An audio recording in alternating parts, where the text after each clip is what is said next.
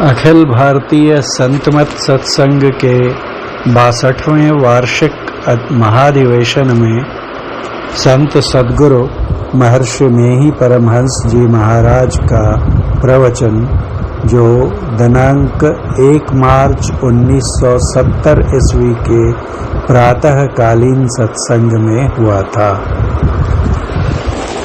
धर्मानुरागिनी प्यारी जनता, मनुष्य को अपने जीवन में सुख से रहने के लिए बहुत इच्छा रहती है।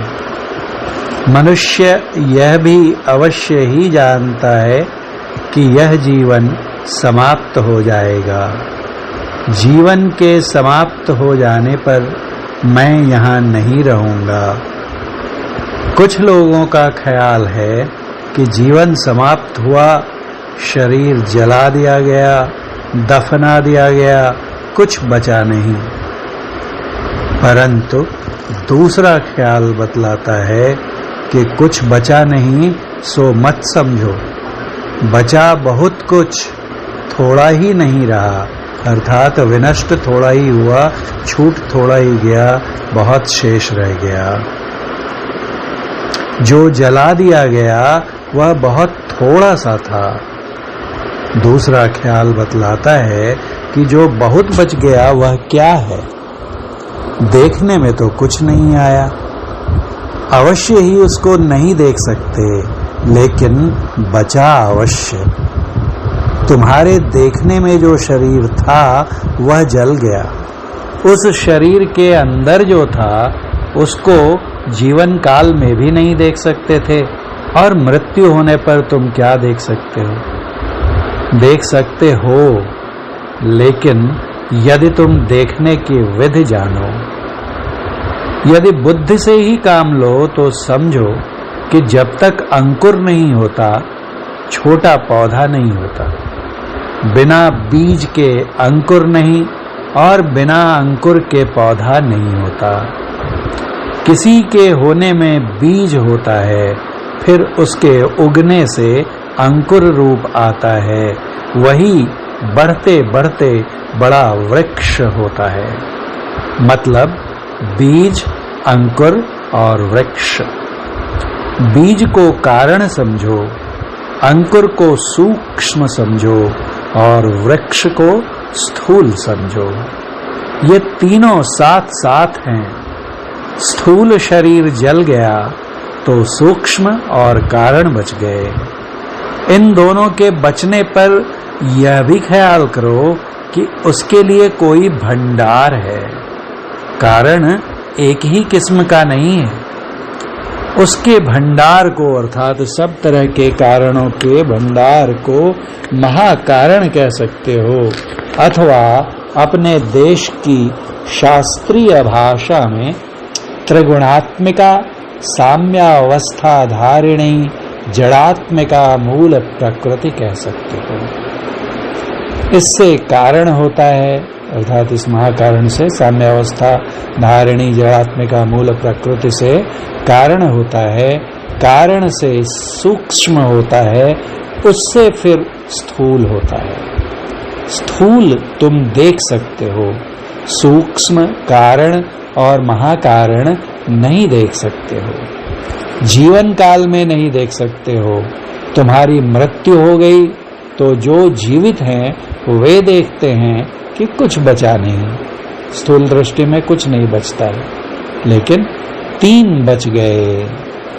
लेकिन ये तीनों चारों, अर्थात जो जल गया और जो 3 बच गए, ये अगर जो बच गए उन्हें 3 गिने, या जो जल गया उसे मिलाकर 4 गिने, तो कहते हैं लेकिन ये तीनों चारों जड़ हैं, ज्ञानहीन हैं। जीवन काल में यह शरीर ज्ञानमय मालूम होता है, तो जाना जाता है कि शरीर के साथ साथ ज्ञानमय पदार्थ भी है।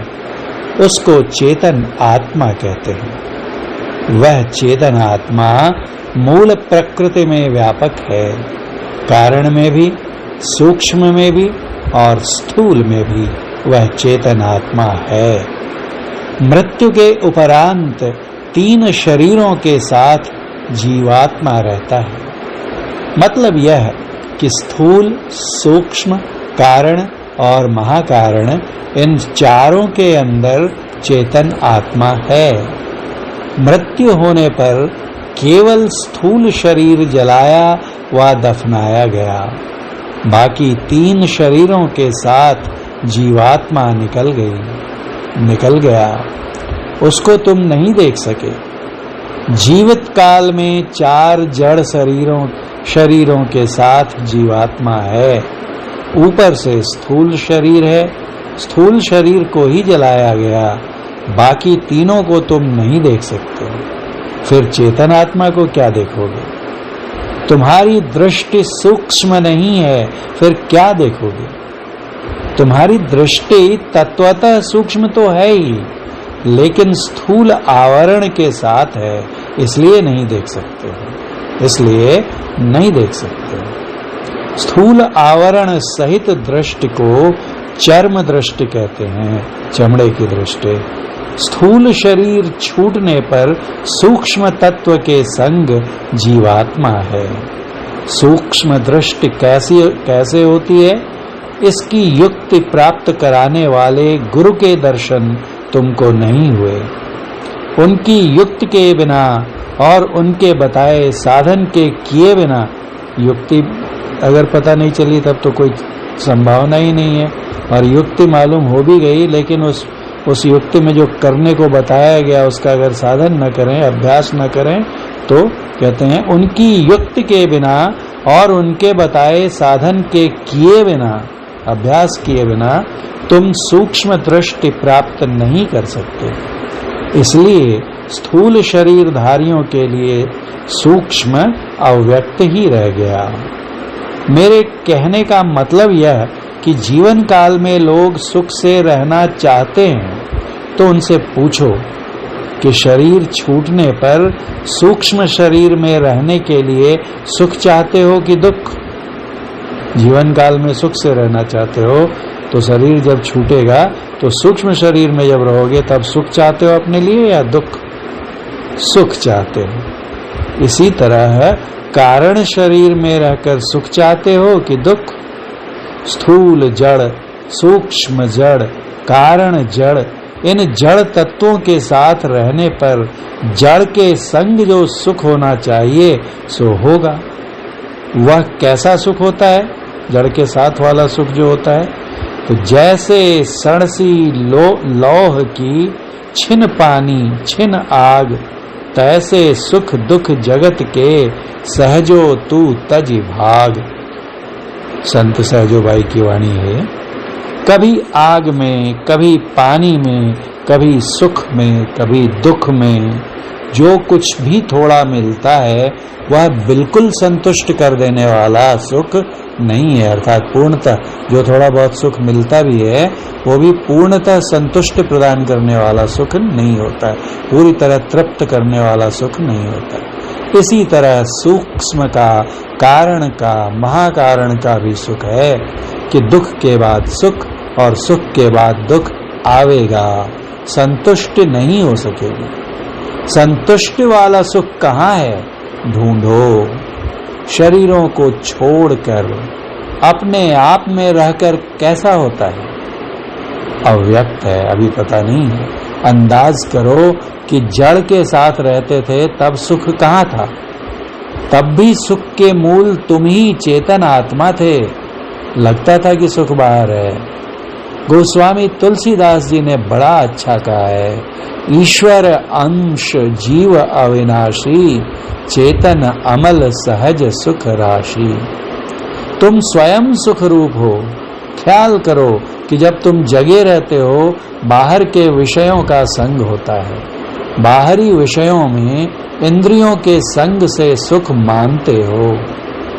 सोने पर बाहर का विषय नहीं, फिर भी तुम सुख पाते हो। यह सुख कहाँ है? अब तो विषय नहीं रहे सो जाने पर, तब भी सुख मिलता है और बहुत सुख मिलता है। अगर नींद ना आए तो सुख चैन गायब हो जाए।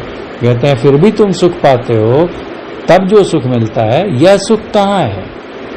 तुम्हारी जिह्वा पर नीम का पत्ता था, लेकिन स्वप्न में तुम देखते हो कि मिश्री खाता हूँ, तो मिश्री की मिठास मालूम होती है, नीम का कड़वापन नहीं। नीम खाने का महीना आ गया है।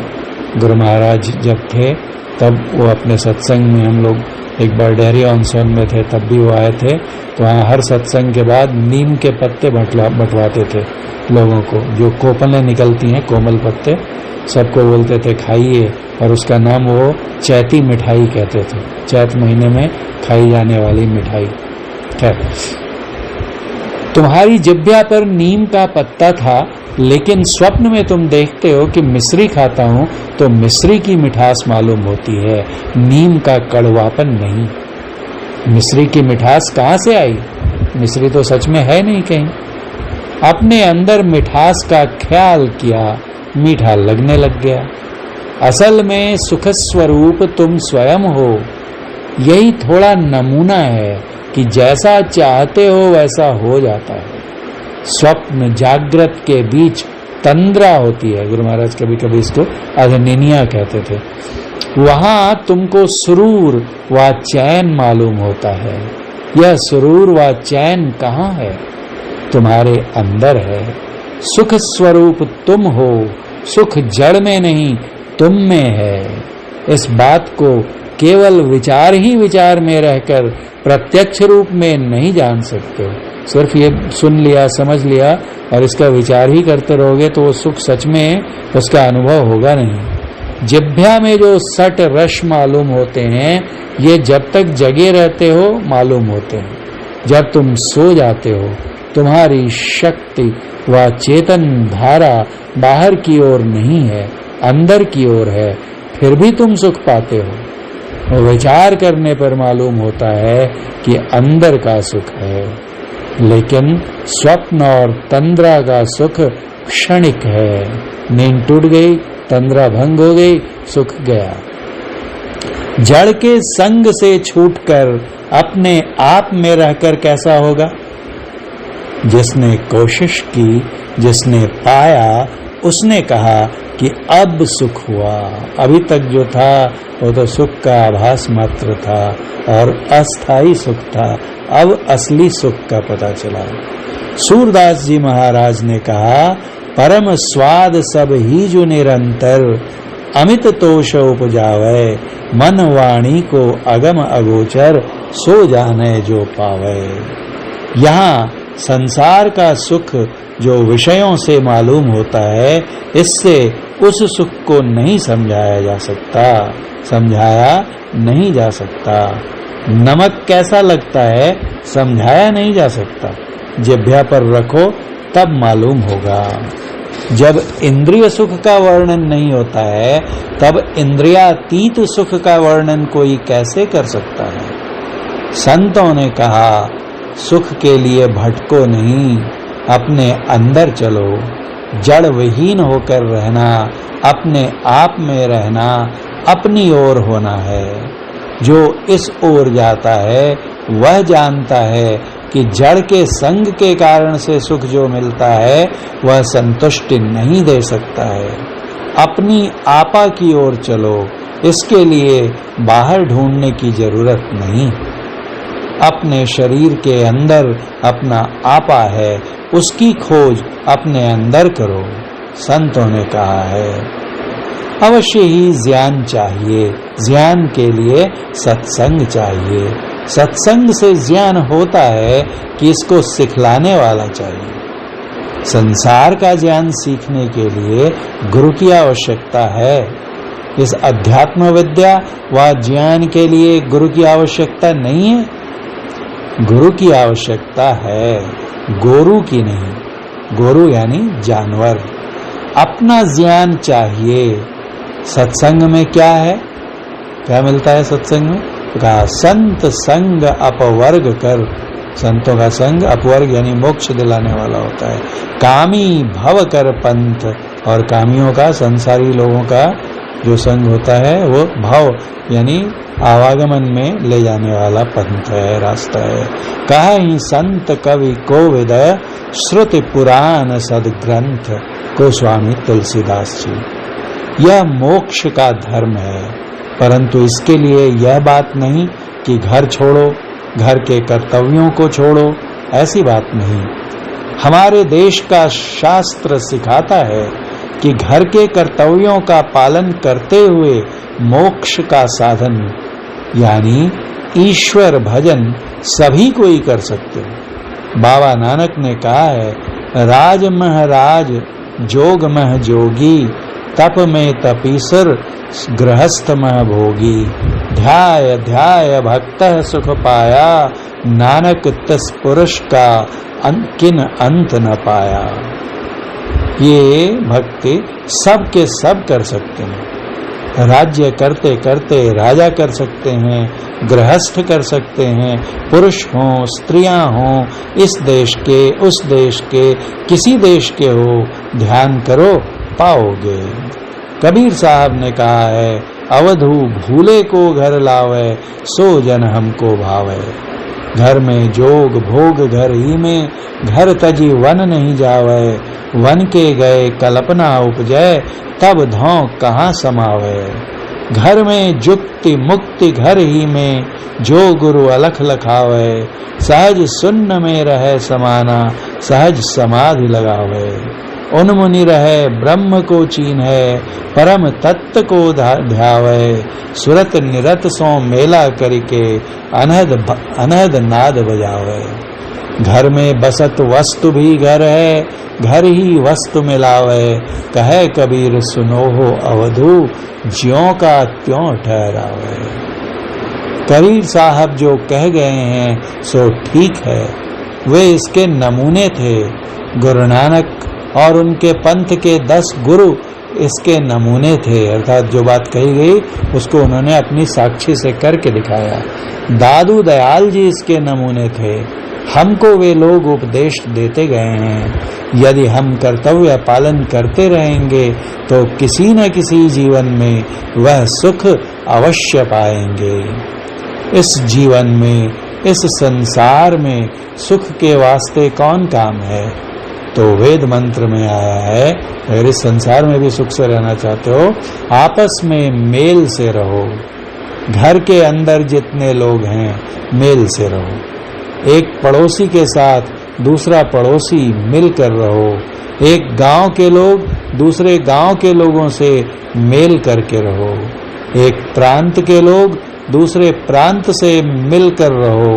एक देश के लोग दूसरे देश के लोगों से मिलकर रहो। यह मेल कौन करावेगा? सत्य का व्यवहार। सत्य के व्यवहार से आपस की प्रीत रहेगी।